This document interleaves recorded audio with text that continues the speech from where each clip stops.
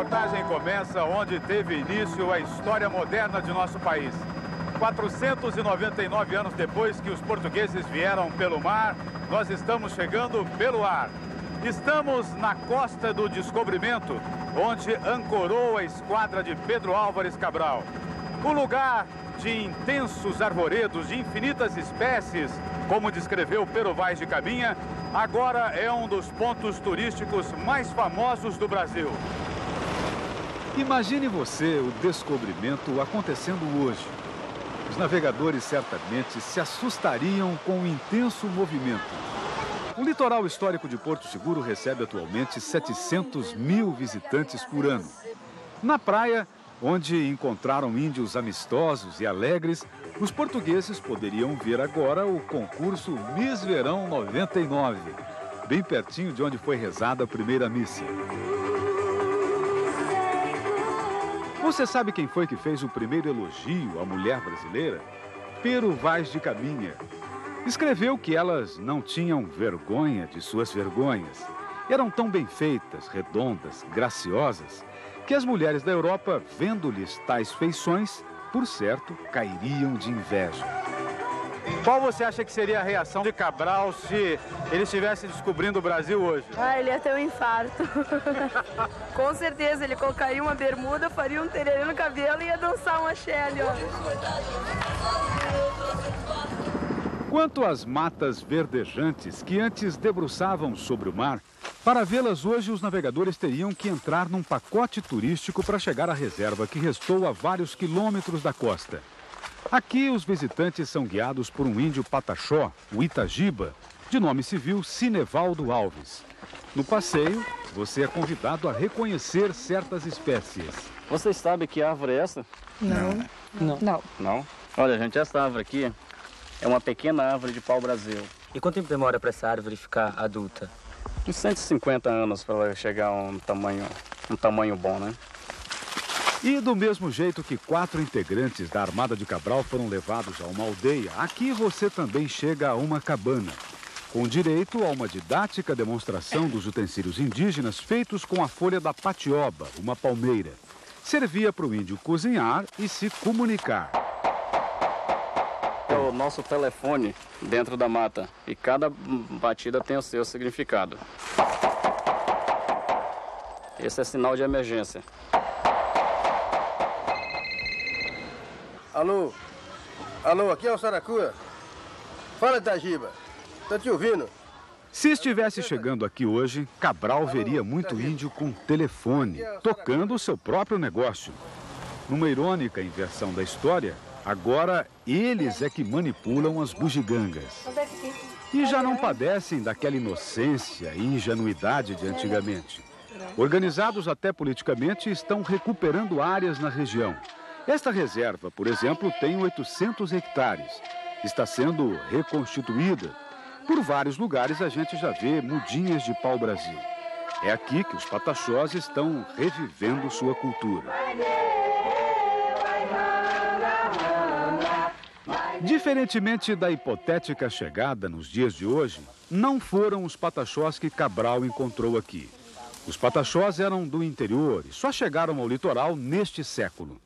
Em 1500, quem vivia em Porto Seguro eram os tupiniquins, tribo que foi praticamente extinta já nas primeiras décadas de colonização por conta da maciça e tumultuada exploração de pau-brasil.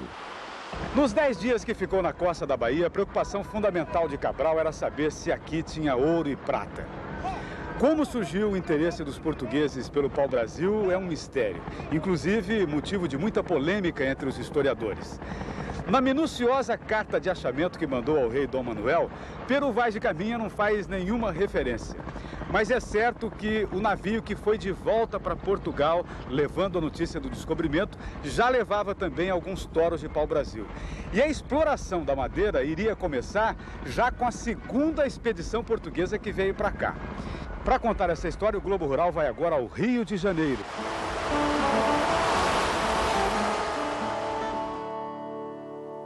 O primeiro mapa oficial de reconhecimento da costa brasileira foi traçado por Américo Vespúcio, navegador experiente que tinha sido inclusive o braço direito de Cristóvão Colombo. Aliás, o Novo Mundo recebeu o nome de América por causa de Américo Vespúcio. Com base no trabalho dele, foi feito, por exemplo, este mapa mundi do começo do século XVI. O mundo, então, era visto de cabeça para baixo, posição inversa à de hoje. Primeiro vinha a Europa, depois a África e lá em cima o Brasil. O livro de viagens que Américo Vespúcio escreveu tinha na capa esta gravura, que um historiador fluminense identifica como sendo exatamente aqui a entrada de Cabo Frio. No alto do desenho tem o bico de uma ilha com uma nuvem por cima. Exatamente a imagem que a gente tem lá, olha, a ilha do Cabo Frio, que quase sempre está encoberta. Aqui logo atrás de mim está o que hoje é conhecido como Morro do Chapéu. Olha a semelhança da imagem na gravura. Ele forma a boca da Barra da Lagoa de Araruama. As caravelas entraram por essa boca e descobriram um canal profundo de águas tranquilas. Essa morraria que você vê aí atrás, toda pelada hoje, naquele tempo era coberta com florestas de pau-brasil. E contornando o canal, logo na entrada da lagoa, os navegadores descobriram um porto natural. Foi aqui, em 1503, que os portugueses construíram a primeira feitoria no Brasil com o propósito de explorar pau-brasil. No início, tudo isso era muito fácil. Bastava-se pegar uma pequena embarcação, atravessar para o outro lado, cortar para o Brasil e carregar as caravelas e ir embora para Lisboa. O pesquisador Márcio Werneck da Cunha vem tentando identificar e preservar os sítios históricos de pau-brasil nesta região. Da feitoria Fortaleza erguida aqui, hoje restam apenas algumas pedras de fundação. Quem fazia todo o serviço pesado de corte, atoramento, transporte e empilhamento da madeira na praia eram os índios. O entreposto pioneiro funcionou em Cabo Frio por quase 10 anos. Só que esse relacionamento, bom no início, começa a se tornar escandaloso. Os portugueses tentavam escravizar parte desses índios e levá-los para vender na Europa como escravos domésticos. As mulheres indígenas eram cedidas para serem parceiras sexuais dos homens brancos. Num determinado dia, os índios aprisionam os portugueses, comem os portugueses, enfim, a presença portuguesa desaparece dessa região por quase 100 anos. Em São Paulo, a Biblioteca Mário de Andrade guarda um rico acervo sobre a colonização. Há inclusive obras originais encadernadas em pergaminho. Para esta reportagem, vários livros foram consultados. A monumental História da Colonização Portuguesa, por exemplo, em 3 volumes, fala da mudança do nome da nova terra. Os religiosos ficaram revoltados. Onde já se viu trocar um nome sagrado, o de Santa Cruz, pelo nome vulgar de uma árvore, Brasil. Achavam coisa do diabo. A construção do Brasil comenta aquela que foi a primeira privatização da nossa história. Comprometido com a custosa conquista das Índias, o rei simplesmente arrendou o Brasil em 1502 para um consórcio de mercadores liderado por Fernando de Noronha. Arrendamento para explorar o pau-brasil. Estes 2 livros são bem recentes. São do jornalista e pesquisador gaúcho Eduardo Bueno. Ele comenta a revolução relâmpago que os índios viveram na época. Com os machados de pedra, eles demoravam cerca de 2 horas e meia, quase 3 horas para derrubar um tronco de pau-brasil grosso, porque era uma árvore muito dura. Com um machado de metal, que eles nunca tinham visto e achavam que era uma coisa mágica, eles derrubavam em 15 minutos. Então você vê, eles passaram da idade da pedra para a idade do metal, que é uma das maiores revoluções que a humanidade fez. Eles tiveram essa revolução instantânea, entendeu? Na época, toda a caravela que vinha para cá voltava carregada de pau-brasil. Dependendo do tamanho, uma caravela podia levar 3, 4, 5 mil peças de uma vez. É claro que não ia a árvore inteira. O que interessava era o cerne, o miolo. E esta parte do pau-brasil é bem pesada. Veja esse teste de densidade. Se você joga o pinho na água, ele boia. O pau-brasil vai direto para o fundo. Ele é bem mais pesado que as madeiras comuns. O índio tinha o pau-brasil como a melhor lenha para fazer fogueira. Queima lentamente e faz pouca fumaça. Dura e compacta, o europeu passou a aproveitá-la também em construções. Mas o uso principal era outro. O destino do pau-brasil era virar pó para tingir tecidos.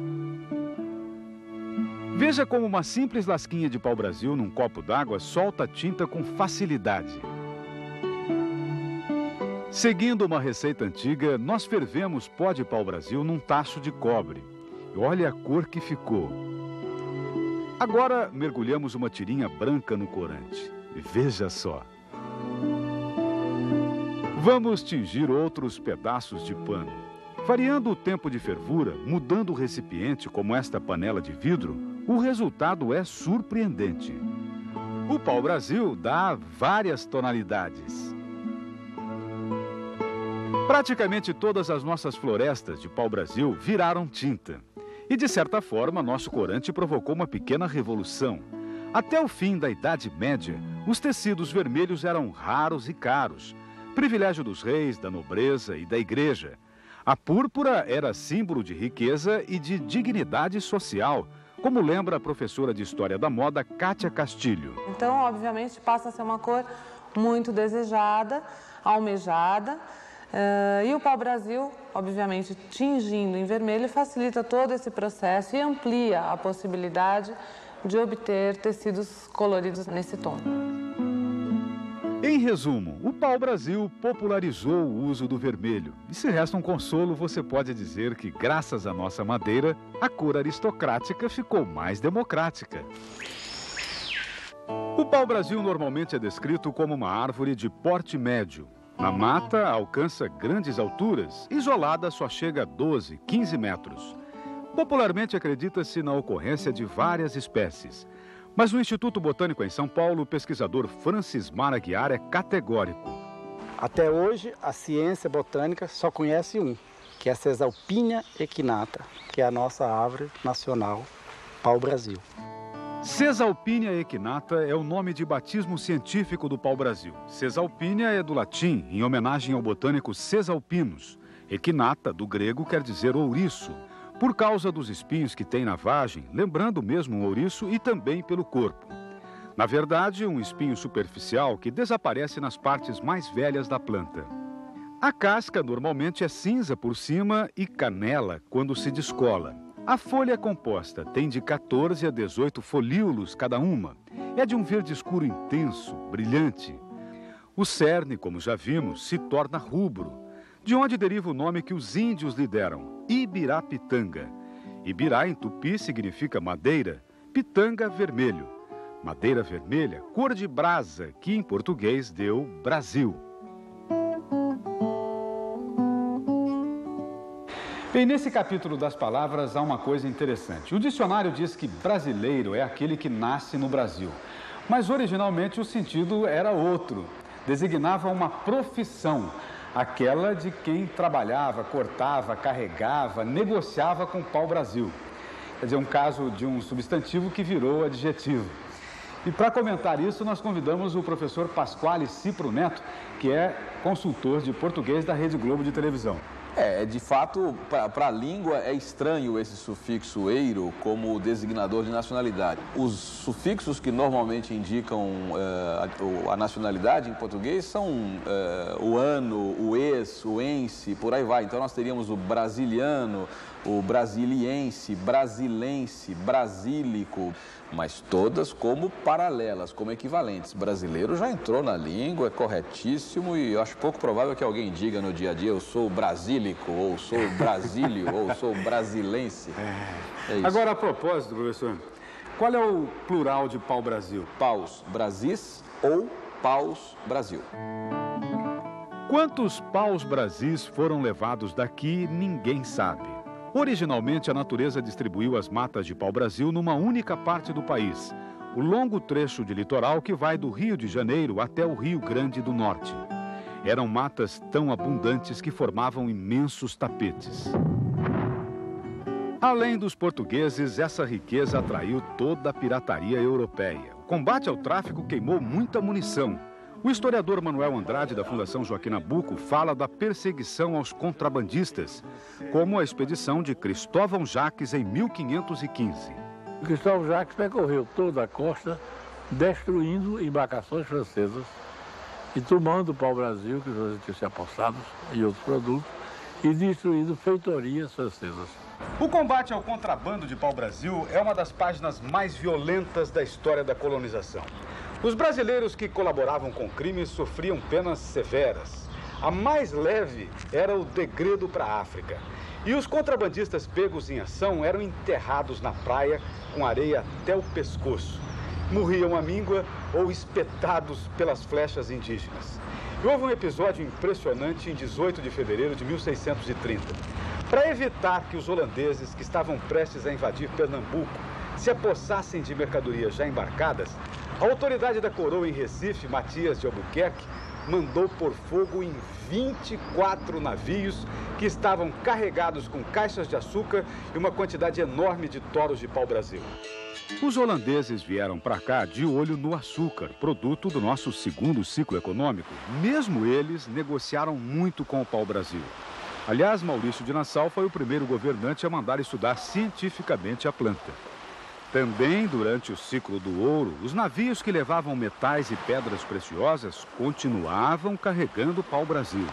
Fazendo um resumo, a exploração durou 3 séculos e meio, até mais de 1850.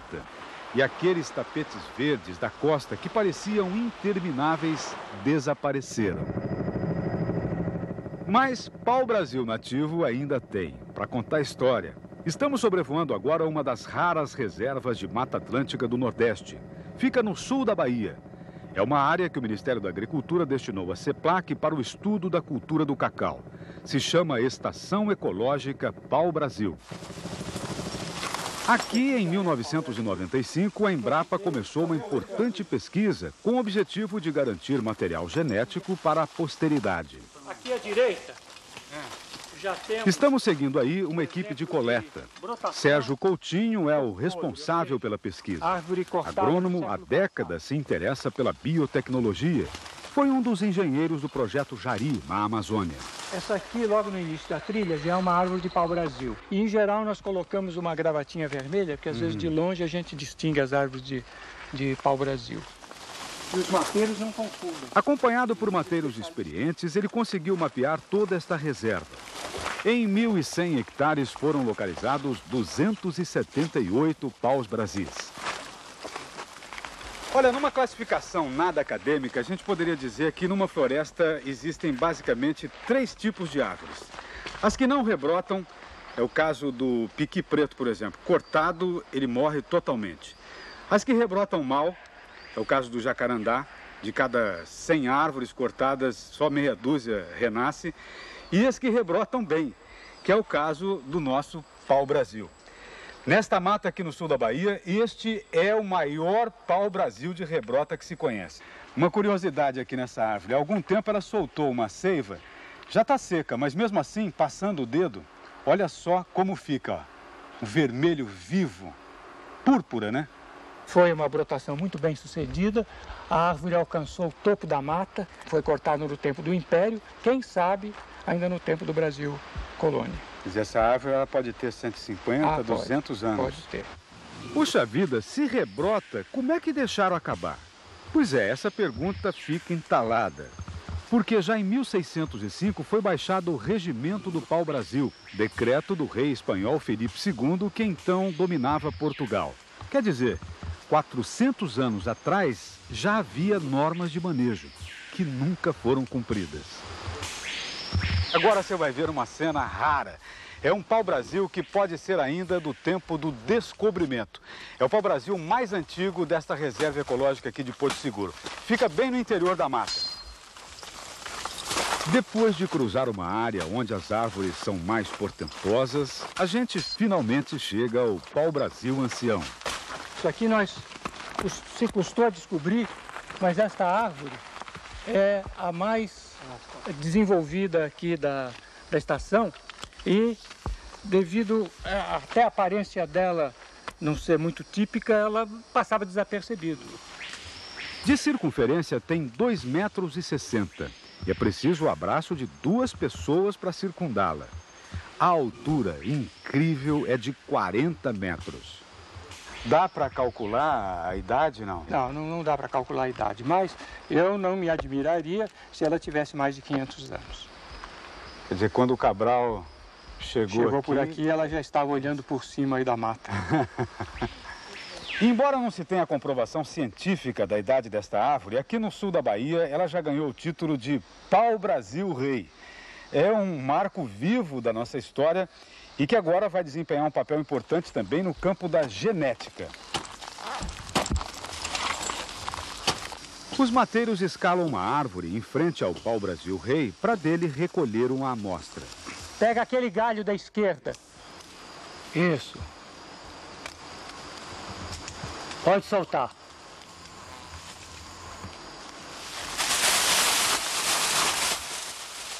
O material genético é enviado para Brasília, onde fica o Centro de Recursos Genéticos e Biotecnologia. Aí é extraído o DNA, o código genético do pau-brasil. É a mesma técnica usada em teste de paternidade, como se fossem as impressões digitais de cada planta. Com isso, a Embrapa pode montar um banco genético do pau-brasil. E os primeiros resultados dessa pesquisa trazem notícia boa. Indicam que os paus-brasis que restaram apresentam grande variedade genética. Podem cruzar entre si sem risco de enfraquecimento por parentesco próximo. Se tocar um projeto de repovoamento de florestas, o material disponível é muito favorável. Com o trabalho que nós estamos fazendo e outras instituições também, de guardar esse material genético original, se houver vontade política e uma decisão firme de recomposição de florestas, em torno de 2100 nós poderemos ter florestas com fisionomia semelhante àquela que o Cabral viu no ano de 1500. Luís de Camões, tido como o maior poeta de nossa língua, já fala do pau-brasil no famoso Os Lusíadas. Em português arcaico ele diz: mas cá onde mais se alarga, ali tereis parte também, com pau vermelho nota, na Santa Cruz o nome lhe poreis. 350 anos depois de Camões, uma das estrelas do modernismo brasileiro, Oswald de Andrade, lança um movimento literário chamado exatamente de Movimento Pau-Brasil. Nas artes plásticas, o pau-brasil sempre empolgou os escultores, mais ainda nos dias de hoje pela raridade da madeira. Elvio Beccheroni é italiano. Artista de sucesso na Europa, veio para o Brasil na década de 80. Antes, trabalhava com madeira africana. Depois, se apaixonou pelo nosso pau-brasil e fica feliz quando consegue um lenho como este. Eu tenho uma conversa com árvores, porque eles não são uma coisa morta. A textura de um pau-brasil é como se você acariciasse um seio de uma jovem mulher ou a bundinha de um nenê. Eu acho que cada vez que eu faço uma escultura em pau-brasil, eu estou fazendo uma homenagem ao Brasil. Num estilo moderno, enxuto, a obra de Beccheroni é um retrato simbólico da devastação. 4 séculos e meio antes, um outro artista, cujo nome se perdeu no tempo, também esculpia em pau-brasil, retratando de forma realista o dia a dia da exploração. O mercador francês Jean Angot, que ganhou muito dinheiro traficando nossa madeira, mandou decorar um castelo com pranchas em alto relevo assim. É o pau-brasil entalhado contando a própria história. São os índios derrubando as árvores, lavrando os toros, mulheres e crianças ajudando no serviço, o transporte no barco chamado batel, daí que vem a palavra batelada, e o carregamento do navio. Além dos artistas, também artesãos de renome trabalharam com o pau-brasil. Mestres de marcenaria fizeram peças admiráveis, como esta mesa que uma equipe da Rede Globo filmou em Portugal. Aliás, num dos primeiros programas sobre o 5º centenário do descobrimento, Regina Casé mostra um magnífico portal de pau-brasil ricamente esculpido. Essa porta aqui estava plantadinha lá nas nossas florestas. Depois ela fez uma longa viagem e hoje ela guarda o Convento de Cristo. Também são admiráveis as iluminuras, as ilustrações antigas pintadas com tinta extraída de nossa madeira. Corante que, muito antes do europeu, o índio já aplicava na arte plumária. As penas brancas eram fervidas com lascas de ibirapitanga para ganhar as tonalidades avermelhadas. Além da tintura de pena, o índio do litoral brasileiro também utilizava o pau-brasil para fazer a sua principal arma de caça, ataque e defesa. Inspirado na resistência, na elasticidade dessa madeira, o europeu aperfeiçoou um outro tipo de instrumento, o arco, que fere as cordas do violino.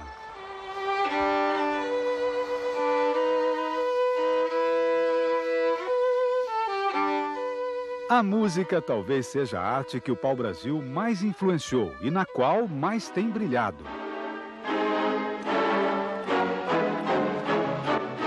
Estamos agora no Espírito Santo, ao norte do estado, no município de Guarapari.